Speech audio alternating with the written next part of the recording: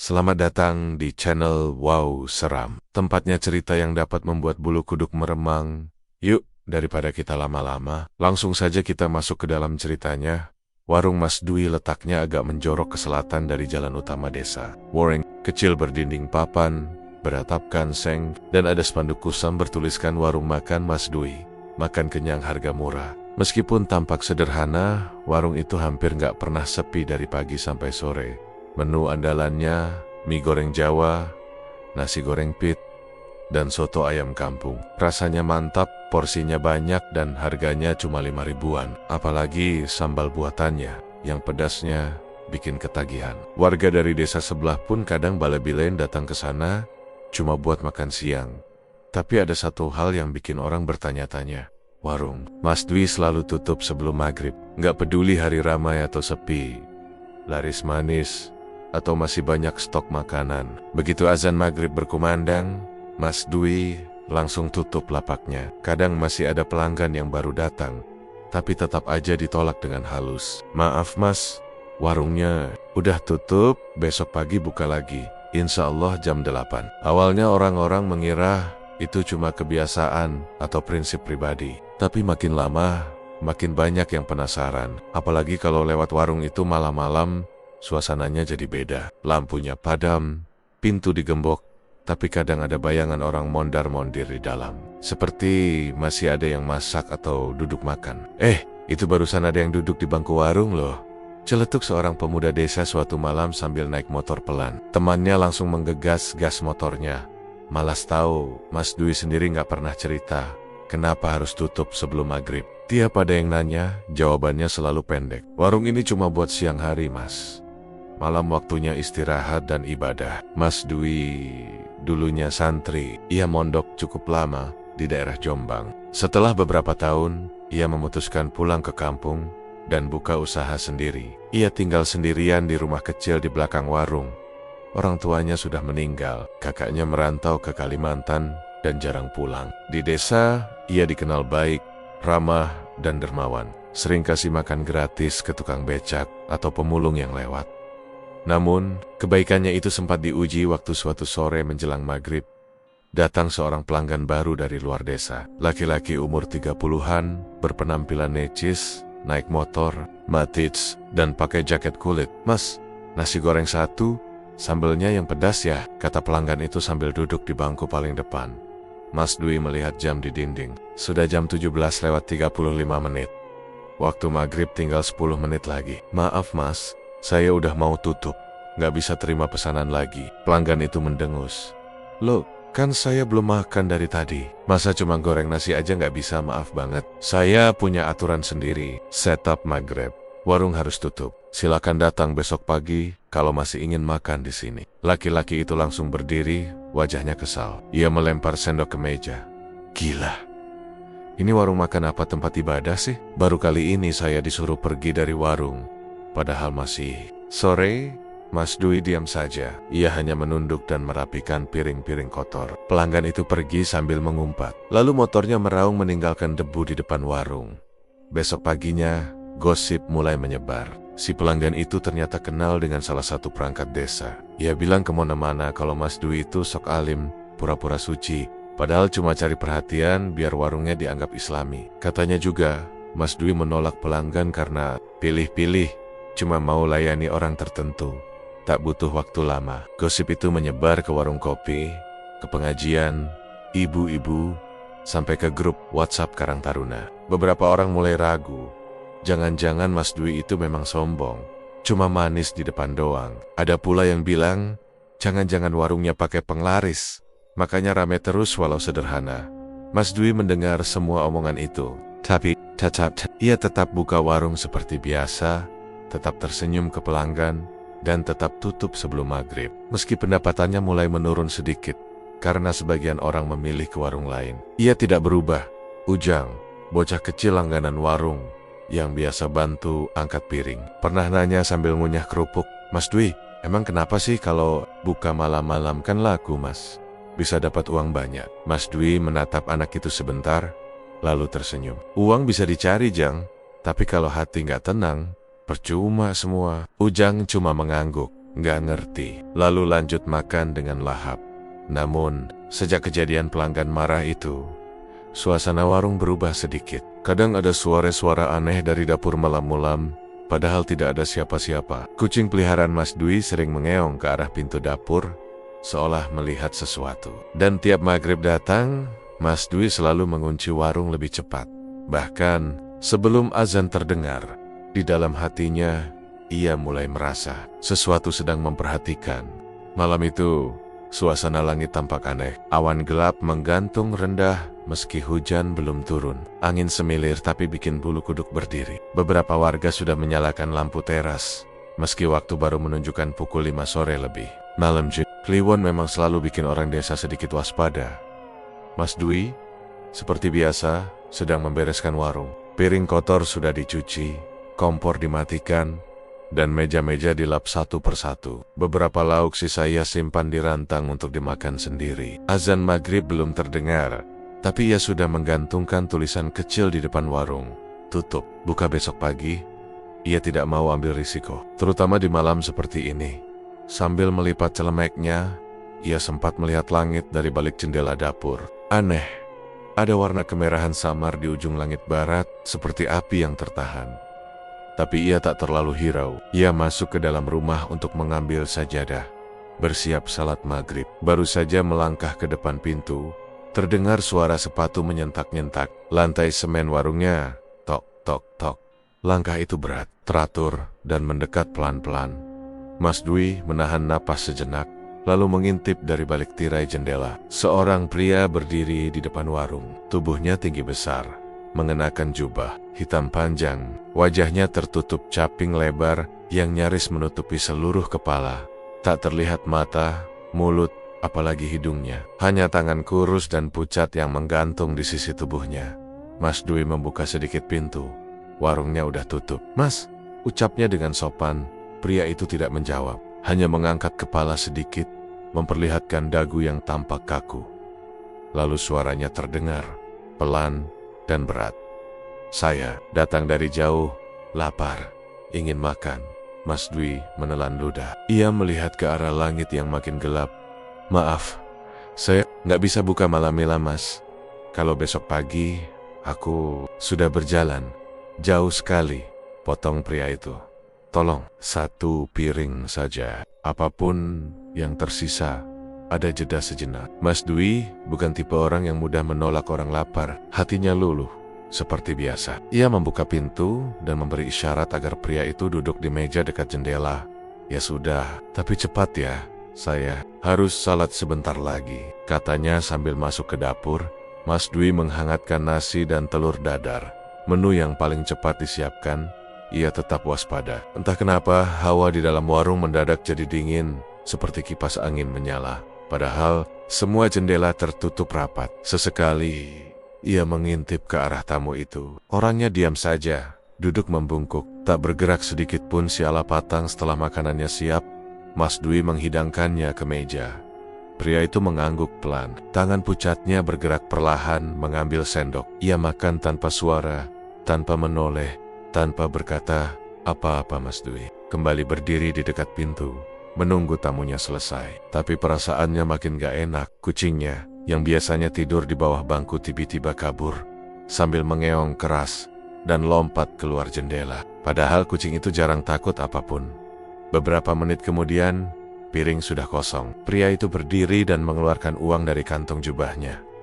Mas Dwi langsung mengerutkan dahi itu. Uang kuno, lemah, kecoklatan, dan lusuh. Pecahan Rp1.000 bergambar orang duduk bersorban. Tahun cetaknya 1984.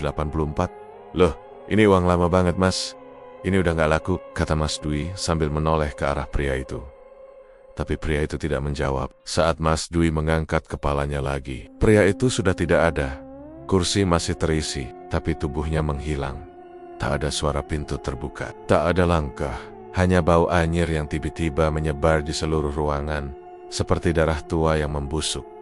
Mas Dwi mundur perlahan, matanya menyisir tiap sudut warung. Tidak ada siapa-siapa, hanya suara detak jam dinding dan jantungnya sendiri yang berdegup kencang. Ia langsung mengunci pintu dan berlari ke rumah belakang. Salat maghribnya malam itu terasa tak tenang. Sepanjang sujud, pikirannya terbayang wajah tertutup, caping, tangan, pucat, dan uang kuno itu. Setelah salat, ia membuka laci dan meletakkan uang itu di atas sajadah. Ia menatapnya lama. Entah kenapa, uang itu terasa berat, seolah bukan cuma kertas tua, tapi ada beban lain yang menyertainya. Ia mencoba merobeknya, tapi uang itu keras, seperti kulit kering. Ia coba membakarnya, tapi api hanya menyala sebentar, lalu padam sendiri. Uangnya tetap utuh. Ia pun bungkus uang itu dengan kertas dan menyimpannya di dalam kaleng bekas biskuit, lalu menaruhnya di lemari dapur. Malam itu, Mas Dwi tidak bisa tidur. Lampu kamarnya ia biarkan menyala. Ia duduk di sudut kasur sambil merapal ayat-ayat pendek. Lalu, jam 2 dini hari, terdengar bunyi dari arah warung. Tok, tok, tok. Suara sendok beradu dengan piring. Mas Dwi menutup kupingnya. Matanya basah. Ia mulai sadar. Mungkin ia sudah melanggar batas yang tak seharusnya dibuka. Pagi harinya, Mas Dwi bangun dengan mata sembab. Malam sebelumnya, ia sama sekali nggak bisa tidur. Suara sendok beradu piring dari arah warung masih terngiang di telinganya. Padahal ia tahu betul, semalam ia sudah mengunci semua pintu. Tapi entah kenapa suara-suara itu tetap muncul. Setelah salat subuh, ia memberanikan diri membuka warung seperti biasa. Langit masih agak gelap, tapi warung mulai ia bersihkan. Kompor dinyalakan, minyak dipanaskan, dan bahan-bahan dikeluarkan dari kulkas. Pikirannya masih kacau, tapi ia berusaha bersikap biasa. Ia tidak ingin pelanggannya tahu bahwa ia sedang dihantui rasa takut. Sekitar jam 8, pelanggan pertama datang. Bu Darmi, langganan lama yang biasa pesan mie goreng tanpa sayur. Diikuti 2 tukang bangunan dari proyek desa yang duduk di bangku luar. Pagi, Mas Dwi. Mie goreng 2, 1 pedas, 1 biasa ya, teriak salah satu dari mereka. Iya, siap, tunggu sebentar ya, jawab Mas Dwi sambil mencoba tersenyum. Di dapur ia langsung menyiapkan 3 porsi mie goreng. Semua bahan ia masukkan, mie telur, bawang putih, telur, kecap, sedikit kol, dan cabai rawit. Wajan mengeluarkan aroma khas yang biasa bikin pelanggan ngiler. Tapi begitu ia mengaduk mie dalam wajan besar itu, tangannya tiba-tiba terhenti. Dari sela-sela mie yang baru saja dimasak, muncul cairan merah pekat. Bukan minyak, bukan kecap, tapi darah. Darah segar mengalir dari tumpukan mie, merembes ke pinggiran wajan, dan menetes ke kompor. Bau anyir langsung menyengat hidungnya. Mas DWY melangkah mundur dengan wajah pucat astagfirullah. Ia mengucek mata, berpikir itu cuma halusinasi. Tapi saat dilihat lagi, darah itu masih ada, bahkan makin banyak, seperti mengucur dari dalam mie itu sendiri. Dengan gemetar, ia buru-buru mematikan kompor dan membuang isi wajan ke tempat sampah. Jantungnya berdetak kencang. Ia menoleh ke pintu warung yang terbuka. Pelanggan masih duduk santai, belum sadar ada apa-apa. Mas Dwi coba tenang. Ia bersihkan wajan, ganti minyak, dan ambil bahan mie baru. Tapi ketika mie kedua hampir matang, lagi-lagi darah muncul dari bawah telur goreng. Kali ini lebih kental, warnanya gelap seperti darah beku. Aroma amisnya membuat kepala pusing. Mas Dwi, kok lama banget ya? Terdengar suara Bu Darmi dari luar. Mas Dwi langsung keluar, wajahnya pucat dan penuh keringat. Maaf Bu, gasnya ngadat, minyak nggak jadi, saya ganti ke soto aja ya, gratis. Bu Darmi mengernyit. Kok bisa sih? Ya udah, yang penting bisa makan. Sementara itu, 2 tukang bangunan mulai gelisah juga. Salah satunya berdiri dan masuk ke warung. Mas, dapurnya bau banget, kayak bau bangkai. Ada tikus mati ya? Mas Dwi kaget. Ia mencium juga. Benar, bau busuk itu semakin tajam. Bukan cuma amis, tapi seperti bau daging busuk yang sudah lama. Ia langsung masuk ke dapur dan memeriksa setiap sudut. Kolong meja, belakang kulkas, dalam rak piring. Tidak ada apa, tidak ada tikus, tidak ada bangkai, tidak ada apapun. Tapi baunya terus menyebar ke seluruh ruangan. Pelanggan satu persatu mulai menutup hidung. Mas Dwi, ini warung apa kuburan sih? Gak kuat saya baunya, celetuk si tukang bangunan sambil berdiri dan pergi. Bu Darmi ikut-ikutan. Maaf ya mas, lain kali aja deh bikin mual dalam. Waktu kurang dari 10 menit, warung Mas Dwi kosong. Ia duduk di bangku pojok, Napasnya masih tersengal, kepalanya berat. Ia tahu betul bau itu bukan bau biasa. Itu bau yang dibawa sesuatu, entah makhluk apa, yang semalam sempat ia jamu. Mas Dwi bangkit, masuk ke dapur, dan membuka lemari kaleng tempat ia menyimpan uang kuno dari pembeli misterius malam sebelumnya. Saat ia buka, kaleng itu kosong loh. Panik. Dicari ke seluruh lemari, meja, laci, uang itu benar-benar hilang. Ia jelas ingat menyimpannya di sana semalam. Tapi sekerong, hilang begitu saja, bersih, seolah tidak pernah ada. Malam harinya, ia kembali tak bisa tidur. Warung sudah dikunci rapat, tapi dari dapur terdengar suara wajan dipukul-pukul, seperti orang sedang masak. Kucingnya tak mau masuk rumah, hanya duduk di luar, sambil menatap ke arah pintu dapur yang tertutup. Jam 2 lewat. Suara langkah kaki terdengar lagi. Tok, diikuti bau amis yang menyusup dari celah pintu. Mas Dwi menangis pelan. Ia merasa salah. Seharusnya ia tidak membukakan pintu warung malam itu. Seharusnya ia pegang teguh prinsipnya untuk tidak melayani siapapun setelah maghrib. Tapi semua sudah terlambat. Besok paginya, warungnya sepi. Tak ada yang datang. Bahkan Ujang, bocah yang biasa bantu-bantu, tak kelihatan batang hidungnya. Di grup WA warga, ada yang mulai menyindir, Mas Dwi warungnya udah bau kuburan. Mungkin kebanyakan doa kali ya. Yang masak jin kali, kok mie bisa berdarah. Mas Dwi membaca semua itu tanpa membalas satupun. Ia hanya duduk di pojok dapur, memeluk lututnya sendiri. Ia mulai sadar, sejak malam Jumat Kliwon itu, warungnya bukan lagi miliknya sendiri. 3 malam berturut-turut, Mas Dwi tidur di ruang depan rumahnya dengan lampu menyala terang. Sejak kejadian mie berdarah dan bau bangkai itu, ia hampir tak berani menyentuh dapur warung, apalagi masak. Pelanggan pun makin jarang datang. Kedap, ada yang cuma lewat, melirik, lalu pergi lagi. Sabajian, pura-pura, nggak lihat. Sisanya diam-diam menyebar cerita, katanya warung Mas Dwi ada isinya. Tapi bukan itu yang paling mengganggu Mas Dwi. Yang bikin pikirannya banner-banner kacau, justru apa yang ia lihat hampir setiap malam dari balik jendela ruang depan. Seseorang duduk di pojok warung. Posisinya selalu sama, kursi kayu panjang paling sudut, dekat tiang belakang. Bayangannya gelap, posturnya kaku, dan kepalanya agak menunduk. Wajahnya tak pernah kelihatan jelas karena lampu warung mati sejak ia memutuskan tutup total. Tapi Mas Dwi tahu itu bukan halusinasi. Ia melihatnya terlalu sering untuk bisa dibilang kebetulan.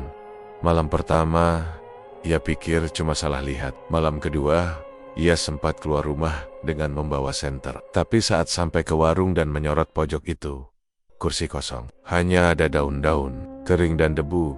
Malam ketiga, ia mencoba pura-pura tidur, tapi matanya terus mengarah ke jendela. Dan lagi-lagi, sosok itu duduk di sana. Diam, tak bergerak, seolah sedang menunggu sesuatu.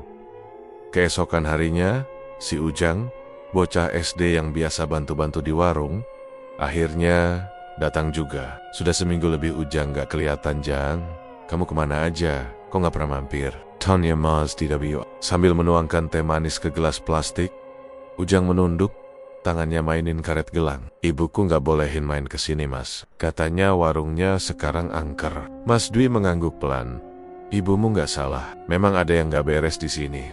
Ujang mengangkat kepala. Tapi aku kangen bantuin Mas Dwi. Kalau kamu berani, bantuin sebentar aja ya. Bersihin Mea, terus pulang. Jangan lama-lama. Mengangguk cepat. Wajahnya senang. Ia masuk ke warung dan langsung duduk di bangku panjang sambil menyapu lantai pakai sapu lidi. Mas Dwi kembali ke dapur, memeriksa bahan makanan yang mulai membusuk karena tak terpakai. Beberapa menit kemudian, suasana warung mendadak sunyi. Terlalu sunyi, tak ada suara sapu, tak ada langkah kaki kecil. Mas Dwi menoleh. Ujang masih duduk di bangku sudut, tapi ada yang aneh. Kepalanya tertunduk dalam, badannya kaku, dan tiba-tiba tangannya mencakar meja sambil tertawa pelan. Hehehe. Sudah waktunya. Mas Dwi langsung melangkah cepat ke ruang depan. Jang, kamu kenapa? Ujang tak menoleh. Ia mengangkat kepala perlahan. Matanya membelalak, tapi bukan seperti biasanya, putih semua. Bola matanya hilang. Tumbalnya sudah disiapkan. Suara Ujang berubah. Serak. Dalam. Bukan suara bocah SD. Mas Dwi mundur satu langkah. Astagfirullah, Jang. Tiba-tiba, Ujang jatuh ke lantai. Tubuhnya kejang sebentar, lalu pingsan. Mas Dwi langsung mengangkatnya dan membaringkan di bangku kayu. Keringat dingin membasahi pelipis bocah itu. Beberapa menit kemudian, Ujang sadar. Napasnya tersengal. Ia menatap Mas Dwi dengan bingung. Mas, aku kenapa? Kamu kesurupan, Jang. Barusan kamu ngomong yang aneh-aneh. Ujang terlihat ketakutan. Aku tadi duduk. Terus kayak ada yang bisikin sesuatu dari bawah meja. Suaranya berat. Terus gelap semua. Mas Dwi hanya diam. Hatinya semakin gelisah. Kalimat Ujang barusan menegaskan satu hal yang sudah ia curigai sejak malam itu. Ada makhluk yang sedang mengincarnya. Dan kemungkinan besar ia yang dijadikan tumbal Setila Yugeng. Dijemput ibunya, Mas Dwi tak berani masuk warung sendirian. Ia mengunci pintu warung dan memasang sajadah di depan pintu dapur rumahnya. Setiap malam, ia membaca surat-surat pendek, berdoa lama, dan tidur hanya setelah mengantuk berat. Tapi gangguan itu tetap datang. Bayangan di pojok warung tak pernah absen. Selalu duduk diam, kadang menoleh pelan ke arah jendela rumah. Suatu malam, Mas Dwi mendengar suara kursi digeser sendiri. Kek, lek, kek. Seperti ada yang menggeser kursi sambil jalan pelen-pelen ke arah pintu rumahnya. Ia menutup pintu kamar dan bersembunyi di bawah selimut. Hatinya terus mengulang kalimat. Tumbalnya sudah disiapkan. Siapa yang menyiapkan? Kenapa? Jawabannya perlahan-lahan mulai jelas. Semuanya bermula malam Jumat Kliwon itu, saat ia mengabaikan prinsip sendiri dan melayani tamu yang tak seharusnya disambut. Dan sekarang, warung yang dulu penuh tawa dan wangi masakan, berubah jadi tempat duduk bagi makhluk yang tak pernah benar-benar pergi. Pagi itu, Mas Dwi duduk diam di depan warung yang masih terkunci. Matanya sayu, wajahnya kusut, dan tangan kanannya menggenggam erat selembar uang kuno yang sudah kusut dan bau apek. Uang itu yang dibayar si pembeli misterius malam Jumat Kliwonanta. Bagaimana kembali muncul di laci warung padahal sudah dibuang beberapa hari lalu. Padahal sebelumnya, uang itu sudah ia lipat dan dibakar di dapur belakang. Ia lihat sendiri uang itu jadi abu. Tapi keesokan harinya, uang itu kembali, tergeletak di tempat semula. Ia buang ke sungai. Uang itu tetap kembali. Bahkan, pernah ia masukkan ke kaleng. Ia segel, ia kubur di tanah. Tapi tetap saja, besoknya kembali lagi. Bentuknya utuh, tak ada bekas terbakar. Warnanya kusam, tahun cetaknya ke 1984. Masih sama, kayak ngeyel aja, nih duit. Gumam Mas Dwi sambil memandangi kertas usang itu. Hatinya semakin resah. Makin hari, bayangan hitam di pojok warung makin sering muncul. Kadang bahkan saat siang hari, ia melihat dari kaca warung bahwa kursi panjang itu seperti bergerak sendiri. Suara langkah kaki, bunyi sendok jatuh, dan bau amis yang muncul tiba-tiba makin sering menghantuinya. Akhirnya, siang itu juga, ia memutuskan untuk menemui seseorang. Satu-satunya orang yang menurutnya bisa menjelaskan apa yang sedang ia hadapi. Kiai Arwani. Ulama sepuh yang tinggal di pinggir desa, dekat kebun salak. Kiai Arwani dikenal jarang bicara, tapi sekali beliau bicara, orang-orang langsung diam. Sudah sepuh, tapi masih kuat dan suaranya tegas. Rumah beliau sederhana, berdinding papan, tapi selalu ramai santri dan orang-orang yang minta doa atau ruqyah. Mas Dwi datang dengan mengenakan sarung dan jaket tipis. Ia bawa uang kuno itu di dalam kantong plastik bening. Setelah izin masuk dan dipersilakan duduk, ia mengeluarkan uang itu dan meletakkannya di depan Kiai Arwani. Ini Yai, saya mau tanya soal uang ini. Ada yang gak beres. Kiai Arwani tak langsung menjawab. Ia mengambil kacamata tuanya, memandangi uang itu lama. Hening, lalu ia bertanya pelan. Uang ini kamu dapat dari siapa, nak? Mas Dwi menghela napas panjang. Malam Jumat Kliwon kemarin, ada orang atau makhluk datang ke warung malam-malam. Saya kasihan. Saya layani makan. Dia bayar pakai ini. Setelah itu, banyak hal aneh terjadi, Yai. Kiai Arwani mengangguk pelan, lalu memejamkan mata sebentar. Bibirnya komet-kemit membaca sesuatu. Tiba-tiba, tangan beliau bergerak cepat, menepuk uang itu 3 kali. Dan saat itu juga, angin dingin menyusup masuk lewat celah jendela. Padahal siang itu panas terik, Ini bukan sekadar uang, Dwi, ujar Kiai Arwani pelan tapi tegas. Ini ikatan. Mas Dwi meneguk ludah. Ikatan, Yai? Ya, ikatan gaib.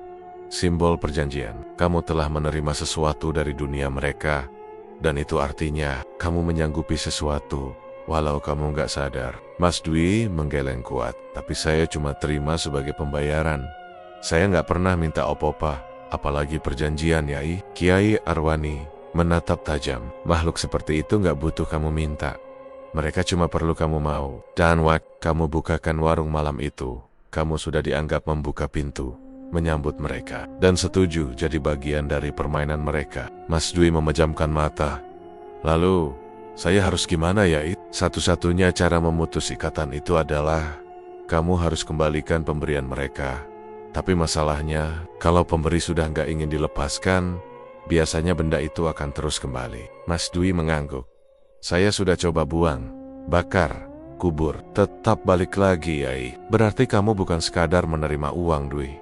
Kamu sudah dianggap bagian dari perjanjian tumbal. Darah Mas Dwi terasa surut ke kaki. Tumbal, Yai? Wah, ya. Warungmu sudah ditandai, dan kamu adalah bagian dari perhitungan mereka. Entah sebagai pemberi atau penerima tumbal, tergantung siapa yang lebih lemah secara batin. Mas Dwi langsung berdiri, panik. Saya nggak mau, Yai. Saya nggak pernah niat. Saya cuma buka warung. Saya cuma niat bantu orang yang lapar. Kiai Arwani mengangkat tangan. Tenang, Nak. Saya akan bantu semampu saya, tapi kamu juga harus kuat.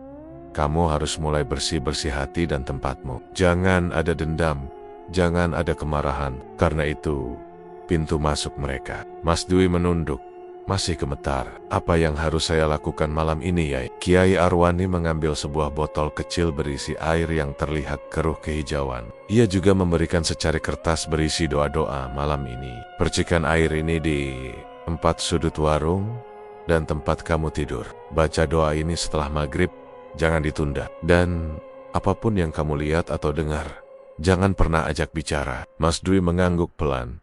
Dalam hati, ia tahu malam ini bakal jadi malam panjang. Saat ia pamit dan melangkah pulang, angin sore terasa lebih dingin dari biasanya. Di ujung jalan, ia merasa seperti ada yang mengikutinya dari belakang. Tapi tiap ia menoleh, tak ada siapa-siapa. Sesampainya di rumah, Mas Dwi langsung masuk ke warung. Ia buka laci dan benar saja, uang itu sudah kembali lagi, tergeletak rapi seperti sebelumnya. Kali ini, ada sedikit bercak hitam di pinggirnya, seperti darah kering. Tanpa berkata apa-apa, Mas Dwi ambil botol air dari Kiai Arwani dan mulai memercikannya ke 4 sudut warung. Setelah itu, ia duduk di sajadah, membaca doa-doa yang ditulis Kiai. Suaranya lirih, tapi konsisten. Pelan-pelan, suasana warung terasa lebih panas. Kipas angin yang tak menyala tiba-tiba berputar sendiri. Lampu sempat berkedip-kedip. Tiba-tiba, dari arah dapur terdengar suara, "Jangan dikembalikan." Suara itu berat, serak, seperti suara orang tua yang tenggorokannya rusak. Mas Dwi menutup mata, menggenggam sajadah kuat. Air matanya menetes, tapi ia tetap baca doa. Tak peduli sekeras apa suara itu, karena malam ini ia mulai melawan. Warung Mas Dwi sekarang lebih mirip rumah kosong daripada tempat jualan makanan. Meja-mejanya berdebu, kursi-kursi kusam, dan dapur dibiarkan begitu saja. Tapi anehnya, makanan terus hilang setiap malam. Padahal Mas Dwi sudah tidak buka warung lagi. Awalnya, ia pikir itu ulah kucing liar. Tapi anehnya, nasi yang ia masak dan simpan dalam panci selalu habis bersih tanpa bekas tercecer. Telur rebus hilang satu-satu, sambal berkurang setengah, bahkan piring kotor yang ia tinggalkan malam sebelumnya kadang bersih kembali ke rak seperti sudah dicuci. Kalau ini kerjaan maling, malingnya sopan banget, gumamnya suatu pagi sambil membuka panci yang kosong. Akhirnya, Mas Dwi pasang kamera CCTV kecil yang dipinjam dari tetangga. Kamera itu ia arahkan ke arah dapur dan meja makan, dengan harapan bisa menangkap siapa pelakunya. Tapi hasil rekamannya malah bikin bulu kuduknya berdiri. Malam pertama, saat ia putar ulang rekaman, layar hanya menunjukkan kabut putih tebal yang perlahan-lahan menyelimuti dapur. Lalu, di antara kabut itu, ada bayangan besar yang berjalan pelan, nyaris tanpa suara. Bentuknya samar, seperti manusia, tapi lebih tinggi dan lebih kurus dari ukuran normal. Bayangan itu duduk di kursi, membungkuk ke arah piring, lalu hilang begitu saja. Tidak ada suara, tidak ada langkah kaki, tidak ada pintu yang terbuka. Tapi makanan yang tadi malam disajikan lenyap semua. Malam kedua, hal serupa terjadi. Tapi kali ini, kamera sempat menangkap 1 detik wajah dari makhluk itu. Wajah pucat, kosong, tanpa mata, hanya rongga hitam besar, dan mulut sobek, lebar ke pipi. Saat melihat frame itu, Mas Dwi langsung muntah di ember dapur. Dia tahu, makanan-makanan itu bukan dimakan manusia.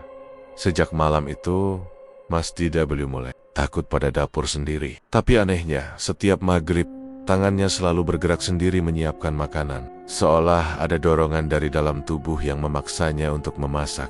Walau hati kecilnya menolak. Ia pernah menolak, menahan diri untuk tidak menyalakan kompor. Tapi malam itu, ia mendengar suara kursi bergeser, piring pecah, dan pisau jatuh ke lantai dari dapur. Saat ia masuk, semua kembali rapi. Hanya 1 tulisan kecil yang terukir di meja kayu. Lapar tak bisa ditunda. Mas Dwi makin tersiksa. Badannya kurus, matanya cekung. Ia jarang tidur. Bahkan salat pun kadang tak khusyuk karena pikirannya terus diganggu. Suara-suara dari dapur makin sering. Kadang saat pagi hari, ia masih mencium bau tumisan atau wangi nasi hangat. Padahal ia tak pernah masak sejak malam sebelumnya. Hingga akhirnya, malam Jumat berikutnya datang. Hawa malam itu panas, meski hujan. Gerimis turun sejak sore. Suasana seperti menggantung, udara berat, dan langit tak berbintang. Mas Dwi duduk sendiri di bangku depan warung. Matanya sembab. Di meja ada piring kosong, sendok, dan segelas teh hangat yang ia siapkan sendiri, bukan untuk dirinya, tapi untuk tamu tak terlihat itu. Tangan kanannya memegang pisau dapur. Ia sendiri tak tahu kenapa ia bawa. Awalnya mau potong sayur, tapi sekarang pisau itu terasa ringan dan nyaman di genggaman. Terlalu nyaman. Sudah waktunya kamu bagian dari ini. Suara itu muncul dari dalam kepala. Mas Dwi mulai gemetar. Pisau itu naik perlahan, mengarah ke perutnya sendiri. Matanya berkaca-kaca, tapi tubuhnya seperti bukan miliknya sendiri. Biar selesai malam ini, kamu cukup sekali tusuk. Nanti tenang, nggak lapar lagi. Pisau itu makin dekat ke perutnya. Tapi tiba-tiba suara azan berkumandang dari masjid desa. Allahu Akbar, Allahu Akbar. Tubuh Mas Dwi kaku. Tangannya berhenti. Pisau itu jatuh ke lantai dengan suara denting pelan. Keringat dingin mengucur dari kening. Matanya kembali sadar. Ia terduduk, menangis keras di lantai warung. Sajadah ia ambil dari belakang pintu, lalu ia sujud lama sekali. Tanpa kata, azan malam itu menyelamatkannya. Setelah salat, ia menengok ke layar CCTV dari rekaman detik itu. Terlihat bayangan besar berdiri di belakangnya saat ia hampir menusuk perut sendiri. Tapi saat suara azan terdengar, bayangan itu memudar pelan, lalu menghilang. Mas Dwi tahu, makhluk itu sudah sangat dekat. Dan kalau ia tak segera bertindak, nyawanya tinggal tunggu waktu. Hari itu, Mas Dwi berdiri di depan warungnya dengan wajah lelah, tapi tekad yang bulat. Sudah terlalu banyak kejadian aneh yang membuatnya hampir gila. Uang yang terus kembali, makanan yang lenyap sendiri, bayangan di pojok, hingga peristiwa malam Jumat lalu saat ia nyaris menusuk dirinya sendiri. Semuanya sudah kelewat batas. Ia sadar, ini bukan lagi sekadar gangguan, ini perang. Maka pagi itu, ia mengunjungi rumah Kiai Arwani lagi. Tapi kali ini, ia tak datang sendiri. Ia membawa kabar minta tolong untuk mengadakan doa bersama dan ruqyah di warungnya. Malam ini juga, Kiai Arwani setuju dan mengajak 4 orang santri dewasa yang biasa membantunya saat ada gangguan gaib di desa. Tempatmu sudah jadi pintu. Kita harus menutupnya sebelum mereka benar-benar ambil nyawamu, kata Kiai Arwani tegas. Malam itu, menjelang pukul 7, mereka datang. Mas Dwi sudah menyiapkan tempat. Meja-meja digeser, tikar digelar di lantai. Di tengah ruangan, sebuah kendi berisi air doa diletakkan. Di dinding, lampu remang-remang menyala kuning. Suasana hening, hanya suara jangkrik dari kebun belakang. Para santri membuka mushaf dan mulai membaca ayat-ayat Ruqyah, Al-Baqarah, Al-Mulk, Al-Ikhlas, dan ayat kursi dibaca berulang-ulang. Mas Dwi duduk bersila di dekat pintu dapur. Matanya sesekali mengarah ke sudut pojok warung tempat bayangan itu biasa duduk.